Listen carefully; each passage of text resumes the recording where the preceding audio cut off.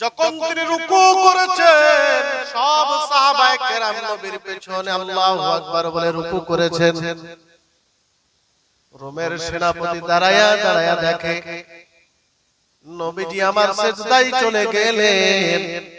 সাহাবারা বালুর তাবুকের প্রান্তরে সবাই হামাগুড়ি পাড়া দিয়ে সিজদা। ও শিবনগর এলাকার যুব সমাজ, মার্বেল টাইলসের চকচকে মসজিদে তোমার সিজদা করার টাইম হয় না, মখমলের চাদর বিছিয়ে দেওয়া সেখানেও তোমার নামাজ পড়ার সুযোগ হয় না। নবীর সাহাবাগণ মরুর বালুতে মাথা গুঁজে সিজদা শুরু করে দিয়েছে।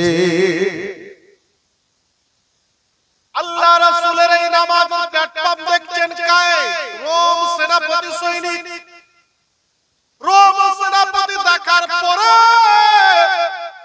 চিৎকার দিয়ে বলেছিল, ও মুহাম্মদ রাসূলুল্লাহ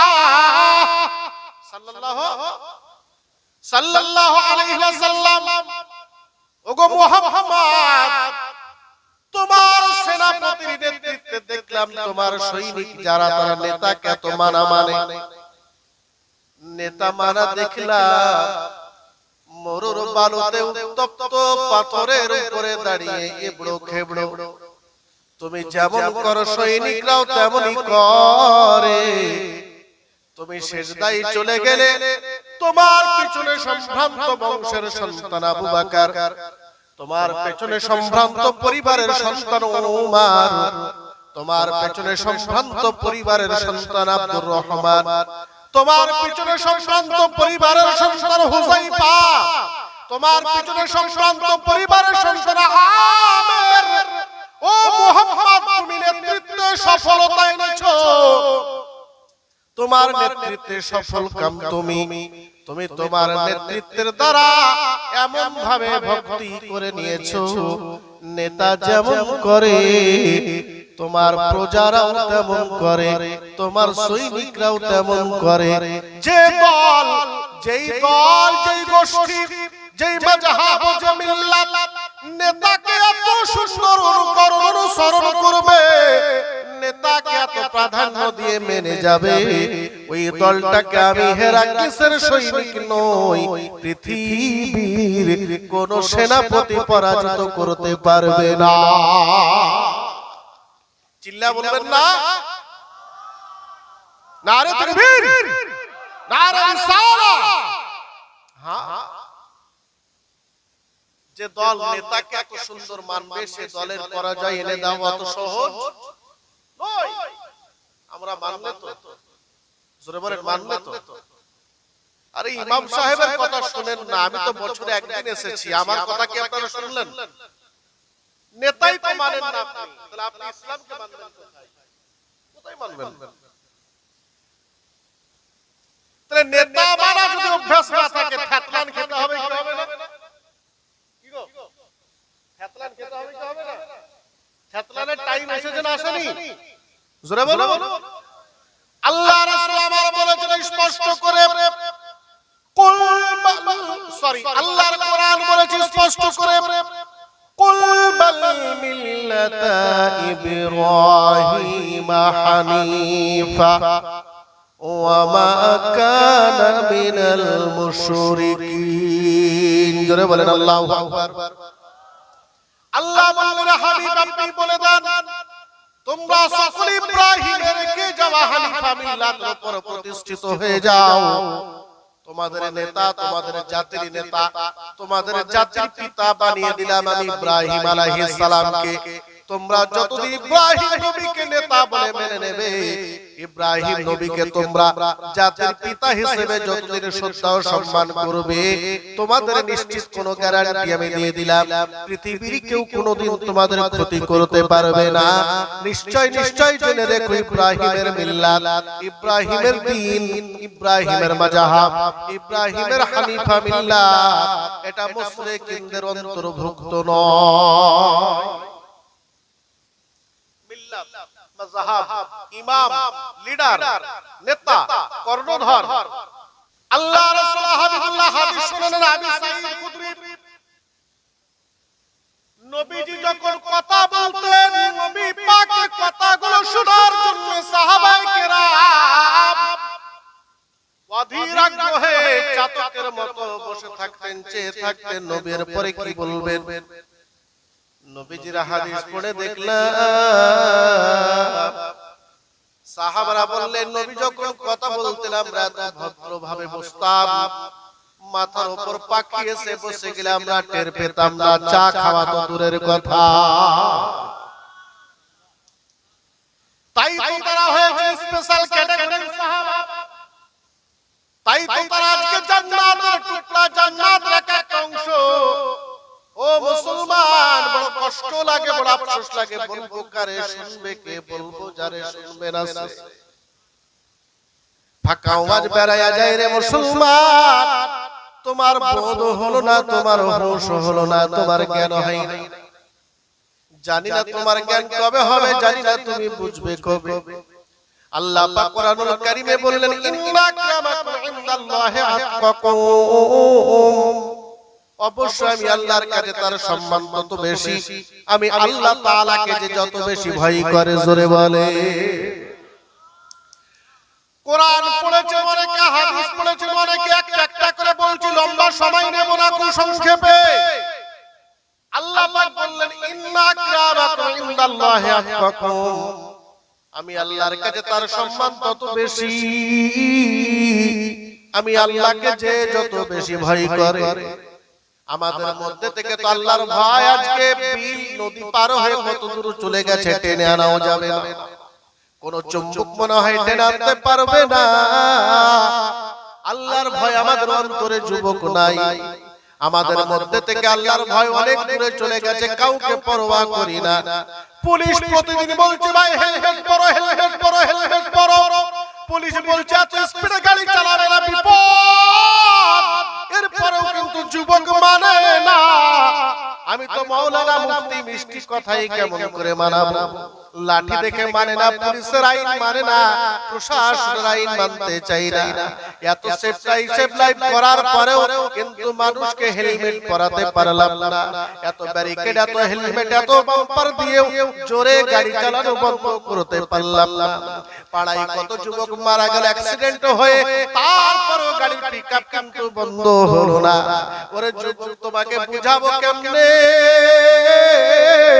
মনটা বড় কান্দের যুবক, তোমার জলসার মঞ্চেই শুধু কান্দে না, ঘরের কোনায়ও কান্দে। ঘরের কোনা তো চিন্তা করে যুবক, সেই দিন নবীর যুগের কথা পরে পড়ে যায়। আমার নবীর যুগের বেলাল মনে পড়ে গেল, একটু বলে দি, শুনবেন নাকি? বলবো। আল্লাহ রাসূল হাবিবুল্লাহ বিকেলের পূর্বে, দুপুরের পরে ফাঁকা মাঠের দিকে একটু বেড়াতে বেড়াতে গিয়েছে। বেড়াতে বেড়াতে যাওয়ার পরে নবীজির বড় পিপাসা লেগেছে, ক্ষুধাও লেগেছে, খাবার নাই, পানি নাই। ফাঁকা মাঠে কোথায় খাবার পাবো, কোথায় পানি পাবো, কেউ তো দেওয়ার মতো নাই। আল্লাহ রাসূল আমার ডাক দিয়েছিলেন, কে বাবা? রাখাল, ও রাখালের দল, কে আছো বাবা? একটু আমাকে ছাগলের দুগ্ধ পান করাবে।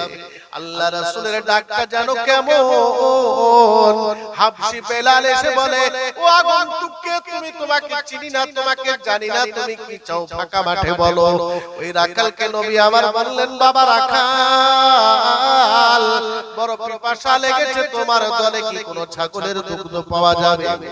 ওই রাখালটা বলল, হ্যাঁ গো, হ্যাঁ, সত্যি আমার দলে ছাগল আছে, একটা দুগ্ধ দুয়ে নিয়ে এসে নবী দিয়ে দিল। কিন্তু রাখাল জিজ্ঞেস করলো না, তোমার নাম কি, তোমার পরিচয় কি জিজ্ঞেস করে নাই। আমার নবী পান করলেন, তৃপ্তি পেলেন, রাখাল চলে গেল, নবী চলে আসলেন আবার পরের দিন। এই জন্যই তো আমার আল্লাহ বলেছেন, নবী গো, আমি যারা হেদায়েত করব তারে কেউ আটকাতে পারবে না, আর আমি যারা গোমরাহ করব তারে কেউ হেদায়েত করতে পারবে না। আল্লাহ রাসূল হাবিবুল্লাহ পরের দিন আবার গিয়ে ডাক দিয়ে দিলেন, ও বাবা রাখাল, কে বাবা আছো? একটু আমাকে দুগ্ধ পান করাবে। ওই রাখালটার আওয়াজ আবার কানে গেল, বলে কে যেন আমার লোকটা ডাকে, কি ব্যাপার, লোকটা কেমন কেমন ডাক। আল্লাহর নবীকে সে আবার দুগ্ধ দিল, ওগো আপনি পান করুন এবং তৃপ্তি বোধ করুন। আমার নবীজি কয়, ও বাবা রাখাল তোমার নামটা কি? ওই রাখাল বলল, হুজুর আপনাকে চিনি না, জানি না, বুঝি না, তবে আমার নাম রাখাল নয়, আমার নাম হলো বেলাল। চিৎকার দিয়া বলেন, হুজুর আমার নামটা বেলাল।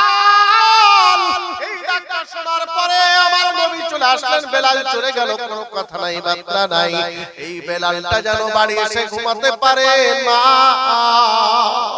রাতের বেলায় বিছানায় বারবার ঘুম ভেঙে যায়। ওই আগন্তুক লোকটার নাম জিজ্ঞেস করলাম না, পরিচয়টাও নিলাম না। ওই লোকটা যখন রাখাল বলে ডাক দেয়, তার ডাকে এমন কি মধু আছে আমার হৃদয় যেন বলে যায়। ওই ডাকটা যেন কানে বারবার ধাক্কা মারে, জোরে বলে। ওই লোকটার ডাকটা এত সুন্দর, রাখাল বলে ডাকলেও তার ডাকে এত মধুমাখা, আমার কান থেকে যেন ডাকটা দূরে সরতে চাই না। আমার নবী আবার পরের দিন, 3 দিনের দিন চলে গেলেন, আবার ডেকে গিয়ে বলেন, ও বাবা বেলাল, ও বাবা বেলাল। আল্লাহর নবী বেলাল বলে ডাক দিয়েছেন, বেলাল আর কি পড়বে দেখা দেখি নাই, চুম্বকের মতো যেন নবীর দিকে দৌড়াচ্ছেন, নবীর দিকে ছোট দিয়েছেন। কোন বাধা নবীর কাছে আসা থেকে বেলালকে আটকাতে পারে না। আল্লাহর নবীকে সে বলে, ওগো আপনি কে? আপনি বলুন। 3 দিন থেকে আবার বিছানার ঘুম কেড়ে নিয়েছে। আপনার ডাকটা এত সুন্দর লাগে কেন গো? আপনার ডাকটা এত মায়াবী কেন? বুঝে আসে না, আপনি বলুন কে আপনি? যখন রাখাল বলে ডাক দিলেন, ওই ডাকটার স্বাদ বড় অন্তরে গেথে আছে। আপনি যখন বেলাল বললেন, ওগো আমি আপনাকে চিনি না, আমি আপনাকে জানি না, জানি না, জানি না, জানি না, আমি উমাইয়ার গোলাম বেলাল, আপনি জেনে গেছেন, তবে আপনি বলুন আপনার পরিচয় কি? আমার মা নাই, বাবাও নাই, আমি ইজিপ্টের, আমি ইথিওপিয়ার একজন কৃতদাস। উমাইয়া আমাকে কিনে এনেছে, আমি তার গোলামি করি, এটাই আমার ডিউটি। ওগো আপনি কি একবার বলুন। আপনি বেলাল বলে যখন ডাক দিলেন, এই ডাকটা তো কেন সুন্দর লাগে, এই ডাকটা কেন হৃদয় কেড়ে নিয়েছে, আমার মন জয় করে ফেলেছে। আমি উমাইয়ার গোলাম বেলাল, এত সুন্দর ডাকের আগে কোনোদিন শুনি না।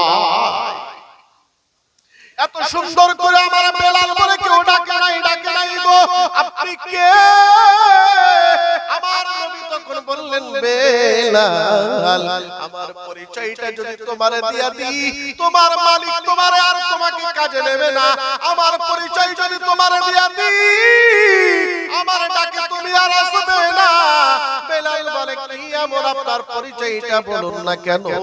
যার নামের ডাকটা এত সুন্দর লাগে, যার কণ্ঠের আওয়াজটা হৃদয় কেড়ে নেয়, যার কণ্ঠের আওয়াজ মনের গভীরে শীতল করে দেয়, যার কণ্ঠের আওয়াজ ব্যথা বেদনা দূরীভূত করে দেয়, যার কণ্ঠের আওয়াজ আমার ভবিষ্যৎ উজ্জ্বল করার আহ্বান জানায়, ওই লোকটার পরিচয় জানবো না এমন তো হতে পারে না।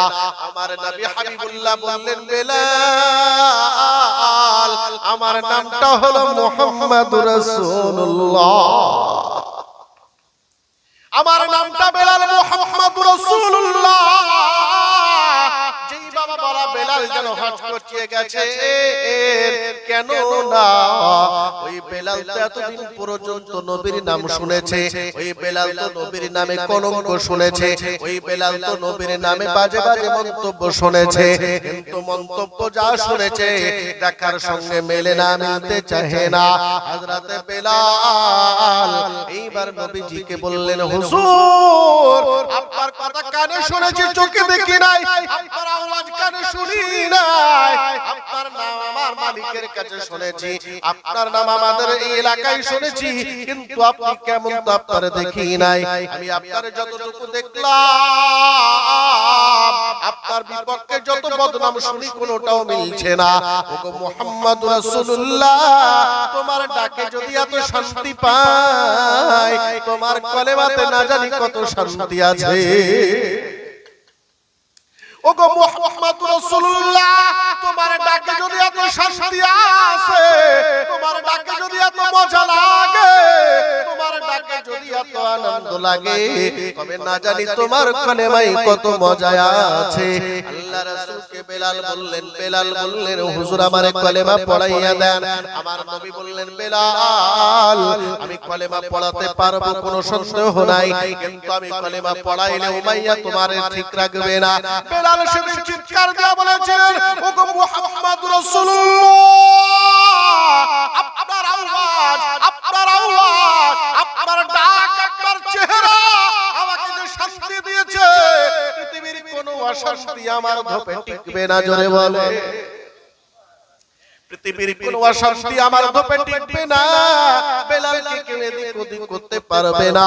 আল্লাহ রাসূল পড়াইয়া দিলেন, সবাই পড়েন লা ইলাহা ইল্লাল্লাহ, জোরে লা ইলাহা, মন ভরে লা ইলাহা, পড়ো লা ইলাহা, হাসবি রব্বি জাল্লাল্লাহ, হাসবি রব্বি মাফি কলবি গায়রুল্লাহ, নূরে মুহাম্মদ, নূরে মুহাম্মদ সাল্লাল্লাহ, পড়ো লা ইলাহা, জোরে লা ইলাহা, পড়ে লা ইলাহা ইল্লাল্লাহ, হাসবি রব্বি জাল্লাল্লাহ, মাফি কলবি, নূরে মুহাম্মদ সাল্লাল্লাহ,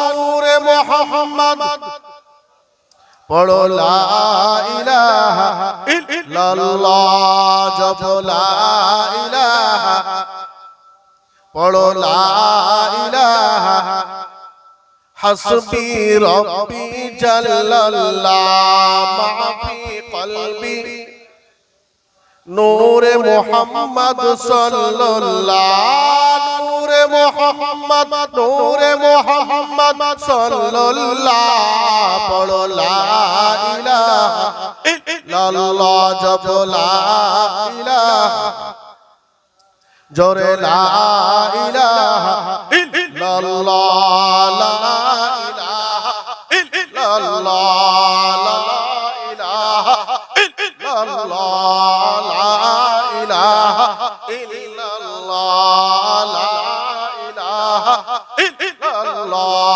লা ইলাহা, লা ইলাহা ইল্লাল্লাহ, লা ইলাহা ইল্লাল্লাহ, লা ইলাহা ইল্লাল্লাহ, লা ইলাহা, লা ইলাহা ইল্লাল্লাহ, লা ইলাহা ইল্লাল্লাহ, লা ইলাহা, আসমানের মালিক যে আল্লাহ, জমিনের মালিক, আসমানের মালিক যে আল্লাহ, জমিনের মালিক, জান্নাতের মালিক যে আল্লাহ, আমার মালিক সে আল্লাহ, পড়ো লা ইলাহা, জপ লা ইলাহা, যে জন জপে দিনে রাতে সর্ব গুনাহ যাবে মিটে, যে জন জপে দিনে রাতে সর্ব গুনাহ যাবে গো মিটে, কলবের ভিতর জ্বলবে তাহার, কলবের ভিতর জ্বলবে তাহার নূরের আলা, পড়ো লা ইলাহা, জপ লা ইলাহা, লা ইলাহা ইল্লাল্লাহ, মুহাম্মাদুর রাসূলুল্লাহ সাল্লাল্লাহু আলাইহি ওয়াসাল্লাম। ও বেলাল, পড়ে নাও, পড়ে নাও। বেলাল কালেমা পড়ে নিলেন, নবীজিরে মেনে নিলেন, একত্ববাদ কুলবাল মিল্লাত ইব্রাহিম, একত্ববাদে শামিল হয়ে গেলেন। মুশরিকিন থাকলেন না, কাফির থাকলেন না, বেঈমান থাকলেন না, মারদুদ থাকলেন না। আর সঙ্গে সঙ্গে নবীজির কাছে বিদায় নিলেন। মায়ার নবী আমার বললেন, বেলাল তোমাকে বড় আমার ভালো লাগে রে বেলাল। ও বেলাল, নবীজির কাছ থেকে বিদায় নিয়ে মালিকের বাড়ির দিকে রওনা দিয়ে দিলেন। মালিকের বাড়ি গেলেন বেলাল। উমাইয়ার ঘরে যাওয়ার পরে উমাইয়াকে জিজ্ঞেস করেন, বেলাল ওগো আমার মুনিব, ওগো আমার মালিক, ওগো আমার প্রভু, ওগো আমার নেতা মুহাম্মদ রাসূলুল্লাহ সম্পর্কে কত বাজে বাজে কথা বলেছেন, কমেন্টস করেছেন, কিন্তু আজকে মুহাম্মদকে দেখলাম, মুহাম্মদ সাল্লাল্লাহু আলাইহি আদর্শ আর কথাবার্তা, তার চেহারা আমি বেলালকে কালেমা পড়িয়ে দিয়েছে। যেমন বাবা বলে দাওয়া, অত্যাচার কমবে নাকি বাড়বে? জোরে বলেন, অত্যাচার বাড়বে রে বাবা, বাড়বে। চতুর্দিকে তাকাইলে কিছু টের পাচ্ছেন কিনা বলেন? পাচ্ছেন তো? অত্যাচার বাড়বে। উমাইয়া বলল, বেলাল তুমি ভুল মন্তব্য, তোমার ভুল ইচ্ছা, তোমার ভুল চিন্তা ভাবনা, তুমি যে ভুল ডিসিশন নিয়েছো সেখান থেকে তোমাকে ফিরে আসা লাগবে। বেলাল বলে দিলেন, উমাইয়া আমি আপনার কৃতদাস হতে পারি, আমি আপনার কেনা গোলাম হতে পারি, আমি আপনার কেনা চাকর হতে পারি, কিন্তু উমাইয়া গো শুনি নাও, আজ পর্যন্ত বেলাল শান্তি পাই নাই। বেলালকে যে নাম ধরে ডাকে, তুমিও বেলাল বলো, পাড়ার লোকও বেলাল বলে, আমার আত্মীয় স্বজন বেলাল বলে, কিন্তু তোমাদের বেলাল ডাকে আমার কান পর্যন্ত পৌঁছায়। এমন একজন নবীর ডাক আমার কাছে এসেছে, আমার কান শোনার আগে অন্তর শুনতে পাই। জোরে বলে, ওই নবীর কালেমা ছাড়বো না, ওই নবীর কালেমা ছাড়তে পারবো না। বেলালের উপর অত্যাচার শুরু হয়ে গেল। বক্তব্যে এমন দেওয়ার কথা ছিল না, কিন্তু চলে আসলো প্রসঙ্গক্রমে। কষ্ট হচ্ছে নাকি আপনাদের? জোরে বলে, কষ্ট হয়নি তো? বেলালের বাবা চিন্তা ভাবনা বদলে গেল। উমাইয়া বলল, বেলাল ছেড়ে দাও, ছেড়ে দাও, সুযোগ দিলাম, কালেমা ছেড়ে দাও, আমাদের দলে থেকে যাও। বেলাল বললেন, ও উমাইয়া আমি বেলাল সব দিতে পারি, কিন্তু নবীর কলমা ছাড়তে পারি না। বেলালের উপর অত্যাচার শুরু হয়ে গেল। আমি আপনাকে অনেকগুলো কথা আজ অল্প সময়ে বলবো। বেলালের উপর অত্যাচার শুরু হয়ে গেল। কতটা অত্যাচার হলো আমরা কিতাবের মধ্যে পড়লাম। বেলালকে মরুর বালুতে পাথরের উপরে রেখে দিত শুয়াইয়া। এমনকি বেলালের মাংসগুলো, চামড়াগুলো ওই বাবা উত্তপ্ত মরুর পাথরে পুড়ে পুড়ে গর্ত হয়ে গেছে, হাড়ি বেরিয়ে গেছে। জোরে বলে, আমার বেলাল একদিন মরুর পাথরে পড়ে আছে। ও যুবকের দল, শিবনগর এলাকার মানুষ, মা বোনেরা আমার, সুমাইয়া রাদিয়াল্লাহু তাআলা আনহার কথাটা মা তোমাকে বলবো, চলে যাচ্ছি না। আল্লাহর নবীর বেলাল, আমাদের বেলাল, ইসলামের বেলাল, ইতিহাসের বেলাল, আল্লাহর বেলাল, ফেরেশতাদের বেলাল। ওরে যুব সমাজ ও আমার মুসলমান, তোমাকে বুঝাতে পারলাম না, এটাই তো আমার ব্যথা বেদনা, আমার দুর্বলতা এতটাই যে তোমাকে বুঝিয়ে আমি সম্পূর্ণ করতে পারলাম না। হয়তো তোমাকে বোঝাতে আরো কিছু জ্ঞানের দরকার, আল্লাহ আমার হয়তো দেন নাই। এত বলার পরে, এত বলার পরে উলামা সমাজ তোমাকে এত বলে যাই, তোমাকে জাহান্নাম থেকে বাঁচানোর জন্য।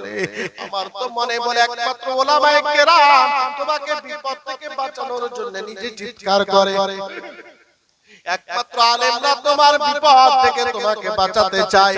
এত তোমার বন্ধু আপনার কেউ নাই। উলামায়ে কেরাম যতটা তোমার আপন বন্ধু, তুমি জাহান্নামে যাও নাই, দোজখে যাও নাই, জান্নাতে যাও, আমার কি যায় আসে, কিন্তু তুমি জাহান্নামে যেও না, এটা আলেমরা চাই বারবার। তাই তোমাকে গলাবাজি করে চিৎকার দিয়ে বলে, ভাই জাহান্নামে যেও না, জাহান্নাম বড় কঠিন। এত নিঃস্বার্থে চিৎকার দিয়ে বলার পরেও তোমরা নাকি বলো মাওলানারা খারাপ, মাওলানারা খারাপ। না বাবা না, বেলাল চিৎকার দিলেন মরুর উপরে শুইয়া, যেন আর বরদাস্ত করা যায় না। বেলাল চিৎকার দিয়ে বলে, ইয়া রাসূলুল্লাহ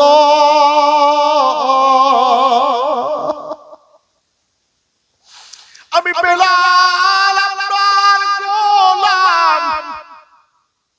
আল্লাহ এই আওয়াজ আমার নবীর অন্তরকে ভাঙচুর করে দিয়েছে। জোরে বলেন সুবহানাল্লাহ। বেলাল পাথরের উপর শুইয়া নড়াচড়া করতে পারে না, বুকের উপর পাষাণ পাথর। ওই জাত তোমাকে ভালো রাখবে কি করে তুমি মনে করছো, বুঝতে পারি না। ওই বেলাল ফাঁকা আসমানের নিচে চিৎকার দেয় আল্লাহ।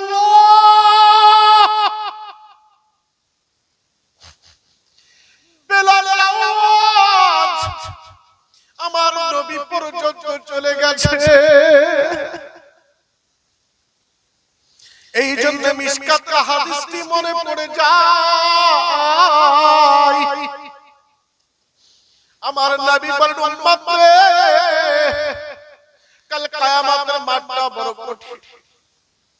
কাল কিয়ামতের মাঠটা বড় কঠিন। ওই কিয়ামতের মাঠে যদি বিপদ থেকে বাঁচতে চাও, আমি নবীর উপরে বেশি বেশি দরুদ পড়ে যাও। জোরে বলুন। নবীজিকে সাহাবারা জিজ্ঞাসা করলেন, হুজুর আমরা দরুদ পড়ব। এরপরে নবী বললেন, বাবা তোমরা সালাম পড়ো। আমি নবীর উপরে তোমরা বেশি বেশি সালাম পড়ো। আল্লাহ রাসূলকে সাহাবী জিজ্ঞাসা করলেন, হুজুর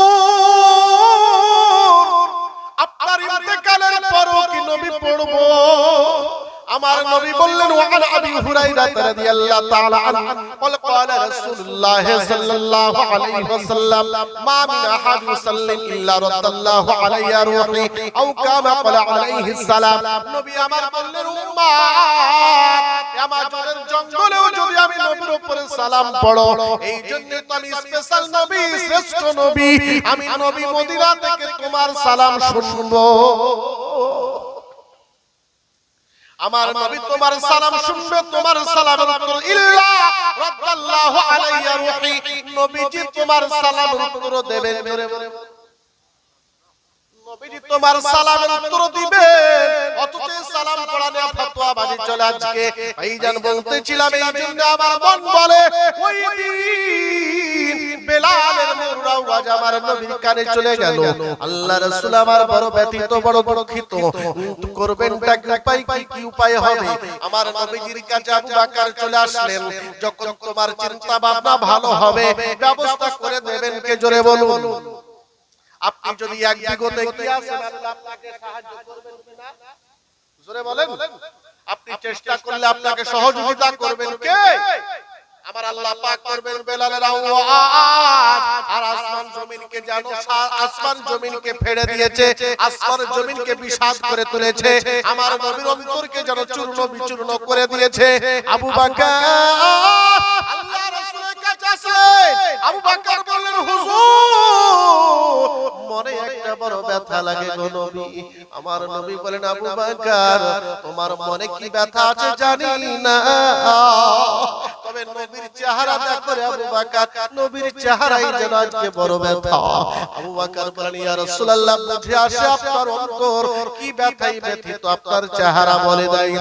আবু বকর বলেন, হুজুর বাড়িতে যা কিছু ছিল সব বিক্রি করে দিয়ে কয়েক দিনার পকেটে ভরে নিয়েছি। বলে কেন? বলে হুজুর আপনি অনুমতি দেন, মনটা চাইছে উমাইয়াকে টাকা যা লাগে দেব, বেলালকে কিনে নিয়ে চলে আসবো। জোরে বলে আল্লাহ রাসূল আমার বলেন, আবু বকর ও বাবা আবু বকর, আমি নবীর পক্ষ থেকে কয়েকটা টাকা নিয়ে যাও, কয়েকটা দিনার নিয়ে যাও। আবু বকর বলেন, ইয়া রাসূলুল্লাহ আবু বকরের কাছে যা আছে তাই হয়ে যাবার কথা। আমার নবী বলেন, আবু বকর আমি কিয়ামতের মাঠে আল্লাহকে বলবো, আল্লাহ বেলালকে কিনতে আমি সহযোগিতা করেছিলাম, এইটুকু বলার জন্য আমার টাকাটা সঙ্গে নিয়ে যাও। জোরে বলে হযরত বেলালকে কেনার জন্য আবু বকর ঝাঁপিয়ে পড়লেন। আবু বকর চললেন উমাইয়ার কাছে।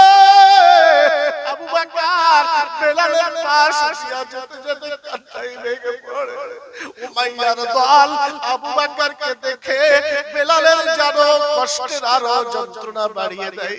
আবু বকর বলেন, উমাইয়া আর কষ্ট দেওয়া লাগবে না, গোলাম যখন তোমার কথা শোনে না বিক্রি করে দাও। আল্লাহর নবীর সাহাবী আবু বকর এই কথা যখন বললেন, উমাইয়া বলে আমিও তেমনটাই ভাবছিলাম, একটা কাস্টমার পেলে যেন তেন প্রকারে বেচে দিতাম। আবু বকর বললেন, দামটা কত নেবে বলে দাও, বলে দাও। উমাইয়া বলল 10 দিরহাম। আবু বকর সঙ্গে সঙ্গে পকেট থেকে বের করছেন, জোরে বলেন সুবহানাল্লাহ। উমাইয়া বলে, আবু বকর আমি মনে করতাম তুমি বড় বুদ্ধিমান, তুমি বড় জ্ঞানী, তোমাকে 10 টাকা চাইলাম 10 টাকাই বলে দিলে, তুমি তো 1 টাকা কমালে না, তুমি যদি 1 টাকা বলতে তাতেই বেচে দিতাম। হযরত আবু বকর বলেন, ওরে উমাইয়া দুনিয়াতে বোকা হয়ে থাকা ভালো, এখানে বেশি চালাক হওয়া ভালো নয়। দুনিয়াতে বোকা হয়ে থাকা ভালো। আমার এলাকায় একজন বসে বসে গল্প করছে, আমার বাড়িতে এবার 2900 টাকা কারেন্টের বিল এসেছে। তখন পাশে থেকে বিড়ি টানচার বলছেন, তুই বোকা ওয়াল লাগে বলে কেটে, বলে আমি তো হুকেই চালাচ্ছি, কারেন্টের বিলই লাগে না। 2900 টাকা বিল আসলো, সে হয়ে গেল বোকা, আর হুক করে কারেন্ট চালালো, সে হয়ে গেল চালাক। কি বলেন ঠিক না? ও বন্ধু আমার এরকম চালাক হওয়া না হওয়া ভালো, এই চালাক হওয়া ভালো নয়। এই জন্য আবু বকর বলেছিলেন, ও উমাইয়া আমার দিরহামটার কোনো ব্যথা নাই, ব্যথায় আমার বেলালের ব্যথা। 10টা দিরহাম দিলেন আবু বকর, হযরতে বেলালকে কিনে নিলেন। পাথর সরাইয়া যখন বুকের সঙ্গে সেটেছেন বেলালকে, আবু বকরকে তো বেলাল চেনে না, কে লোকটা? আবু বকর বলে, বেলাল চলো চলো। বেলাল বলল, আপনি কে গো, এমন করে কিনতে এলেন আমার মতো অসহায়কে? আমার দ্বারা তো আপনার কোনো উপকার হবে না, আমার দ্বারা তো আপনার কোনো কাজ হবে না, আমার দ্বারা তো আপনার কোনো কাজে লাগবে না। আল্লাহর নবীর সাহাবী আবু বকর বেলালকে সঙ্গে করে নিয়ে নবীজির প্ল্যাটফর্মে এসে পৌঁছে গেলেন। আল্লাহ রাসূলের কাছে আসা মাত্র আমার আপন নবী, দরদি নবী, মায়ার নবী গো, ওই নবী বেলালকে বুকের সঙ্গে জড়িয়েছে। সাহেব কাবা কৌসাইন, ইমাম আল কিবলাতাইন, ইমাম আস-সাকালাইন, আনিসুল গারিবিন, রাহাতুল আশিকিন, শফিউল মুযনিবিন, রাহমাতাল লিল আলামিন, সরওয়ারে কওনাইন, সাইয়্যিদুল মুরসালিন, মুহাম্মদুর রাসূলুল্লাহ সাল্লাল্লাহু তাআলা আলাইহি ওয়াসাল্লাম আমার বেলালকে বুকের সঙ্গে জড়িয়েছে। পিঠের উপর নবী হাত বোলাতে যাবেন, বেলাল হচকচিয়ে বলেন, হুজুর বুকের সঙ্গে না জড়াইয়া আপনার কদম দুটো আমার বেলালের বুকে তুলে দেন। আমার নবী বলেন, বেলাল এমন কেন বলো? আল্লাহ রাসূলকে বেলাল বলে, হুজুর আপনার নুরানি হাত আমার পিঠের খাড়া করতে। নবী গো জামাটা একবার উঠাইয়া দেখবেন, সহ্য করতে পারবেন না। বেলাল আমার নবীকে বলে, হুজুর সামনে দিকে ফসকা পড়ে সাদা হয়ে গেছে, পেছনটারেও হাড্ডি বেরিয়ে গেছে। ও গো নবী নুরানি হাত বোলাবেন, বুলাইয়া দেন। আমার আবু বকর বেলালের পিঠের জামাটা সরাইয়া দিয়া চিৎকার দিয়ে কান্না করে, আল্লাহ তোমার ইসলামকে মানার জন্য, তোমার কলেমা পড়ার জন্য এত শাস্তি।